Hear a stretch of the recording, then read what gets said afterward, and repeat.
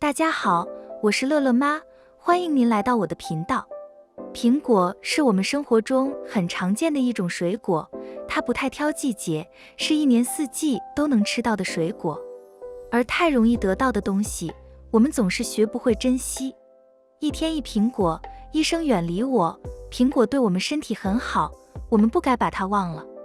今天，乐乐妈就带大家复习一下苹果对我们身体的好处，再告诉大家几个苹果食疗方，让我们都把苹果重新放回我们的购物篮。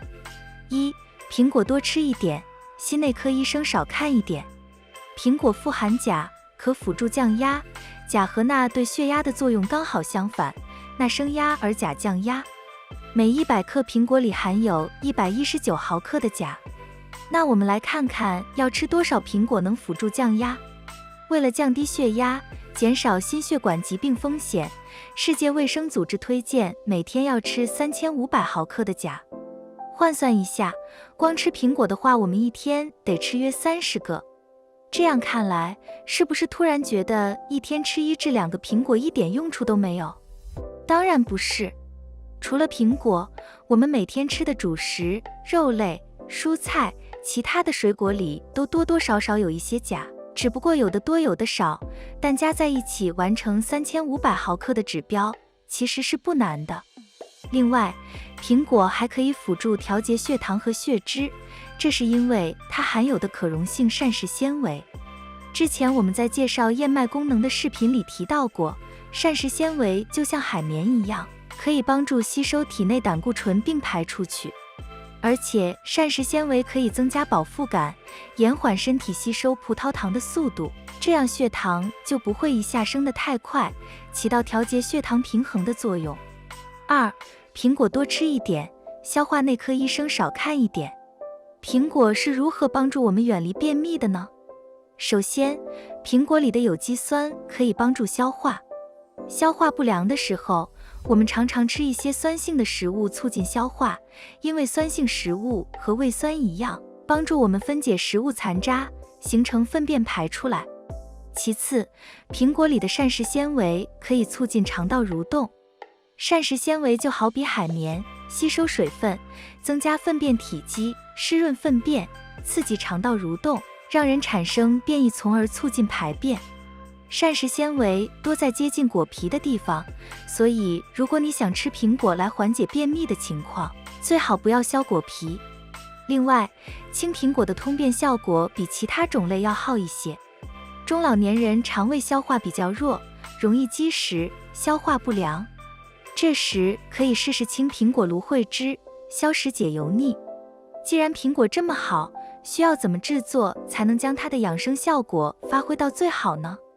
下面就给大家介绍2个简单好用的食疗方子。1. 青苹果芦荟汤。首先，我们准备一个新鲜的青苹果切片，1小块的芦荟，去皮取出果肉。然后准备适量的清水，大火烧开之后，将准备好的苹果片和芦荟果肉一起加入进去，小火熬至30分钟左右即可。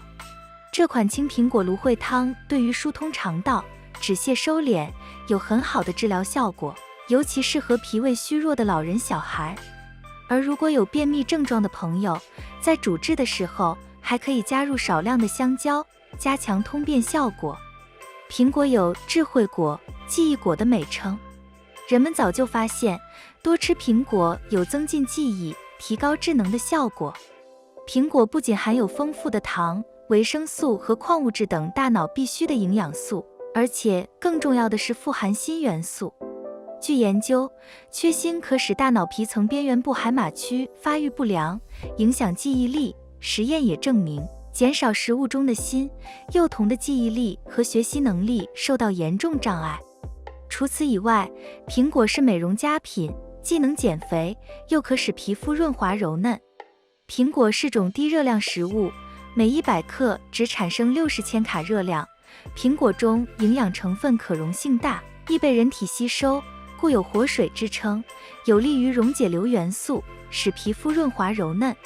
苹果中含有铜、碘、锰、锌、钾等元素，人体如缺乏这些元素，皮肤就会发生干燥、益裂，奇痒。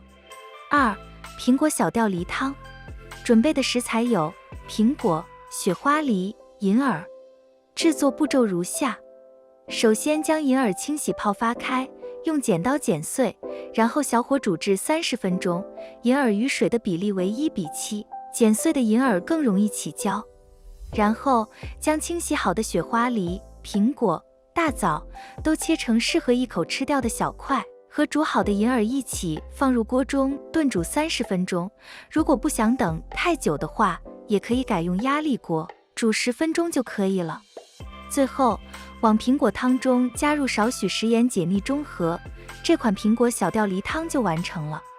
这款养生汤的功效有降低血胆固醇，促进肠道消化。梨子和银耳都有清心润肺的效果，苹果做熟后可以软化纤维，对胃肠道刺激更小，并且分类物质还会增多，更有利于保护心脑血管，降脂降压。在秋冬季节，气候冷热变化频繁，老人和小孩都容易感染病毒，引起咳嗽。如果你不想通过药物来缓解咳嗽，不妨试试这食疗方。总的来说，每天吃一个苹果确实给我们的身体带来很多好处。有科学家和医师还把苹果称为全方位的健康水果，或称为全科医生。最后，还有吃苹果的4个小知识点需要分享给你们。1. 苹果煮熟了吃效果更好。不知道小伙伴们有没有注意到，小编在文中推荐的几个食疗方都是把苹果煮熟了吃，这样吃有2个好处。一是苹果煮熟了吃，可以保护我们的肠胃，因为寒凉的食物容易刺激伤害到肠胃，对于肠胃功能不好、体寒、身体虚弱的人，更应该煮熟了吃。2是苹果煮熟了，里面的营养成分更容易被我们吸收了。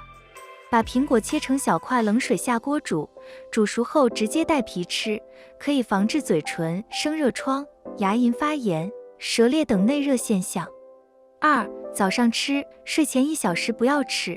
上午适合吃苹果，因为经过1个晚上的休息，我们体内的血糖水平是比较低的，这个时候急需要补充一些能量和营养，而苹果中含有非常丰富的糖类。而上午的时候也是我们脾胃比较旺盛的时候，吃了苹果之后也更容易被人体所吸收，所以在早上吃苹果是最好的时间。苹果的营养价值高，咱们一定要充分将其利用，所以大家尽量要早上吃苹果。晚上睡觉前1个小时最好不要吃苹果。晚上的时候，我们的血糖水平处于一个比较高的阶段，而苹果的糖分含量又比较高，吃了之后会快速吸收，增加我们身体的血糖，影响身体胰岛素的分泌，容易使血糖升高，还会影响肠胃休息。3. 吃掉1个苹果的最佳时长是15至20分钟。苹果里的有机酸有一个重要的作用，它有抑制口腔细菌的功效，所以吃的时候要细嚼慢咽，争取让它在口腔里待的时间长一点。而且，如果苹果吃得太快，必然一些成分咀嚼不充分，到胃肠道起保护作用的时候，这个功能就大打折扣。推荐大家慢慢吃，吃1个苹果花的时间在15至20分钟为宜。4. 苹果是不需要削皮的，大多数蔬果都是肉要比皮营养的多，但苹果不一样，苹果皮相对于果肉来说更有营养，它含有特别多的抗氧化性物质和膳食纤维，对身体非常有好处。有些朋友担心苹果皮上的农药残留，咱们可以用食盐和牙膏将其充分洗净就可以了。在量上，如果没有血糖异常，一天吃1至3个苹果都可取。如果平时血糖高，在可以吃水果的前提下，一天可以吃1个苹果就行了。最后的最后，食疗方主要是辅助调理和预防的。生病了看医生的时候，医生总会建议你自己在家吃些什么调理，这就是食疗方发挥它用处的时候了。不要小看调理，它可以加快我们身体恢复的速度。好了，以上就是今天视频的所有内容。不知道看完视频的你，是否会将我们的苹果重新加入购物清单？希望你以后在吃苹果的时候，也会想起乐乐妈。如果您有什么好的想法或者建议，欢迎在下面的评论区留言告诉我们，乐月妈都会认真回复。感谢您收看，我们下期再见。